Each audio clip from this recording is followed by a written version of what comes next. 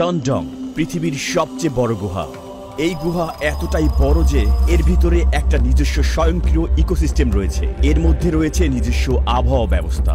সাধারণত আকাশে যে মেঘ দেখি, গুহার ভিতরের শত শত মিটার ভূগর্ভে একই মেঘ তৈরি হয়। সনডং এর ভিতরে লুকিয়ে আছে এক অবিচ্ছন্ন আদিম বন আর বিশাল এক ভূগর্ভস্থ নদী।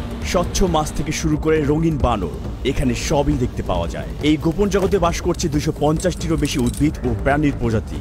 সম্প্রতি এখানে 7টি নতুন প্রাণীর সন্ধান মিলেছে, যা শুধু এই গুহাতেই পাওয়া যায়।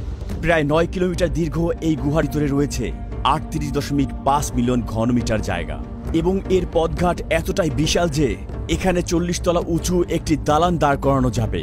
এই স্ট্যালাগমাইটগুলো ঠিক যেন প্রাচীন সুউচ্চ মিনারের মতো মাথা তুলে দাঁড়িয়ে আছে।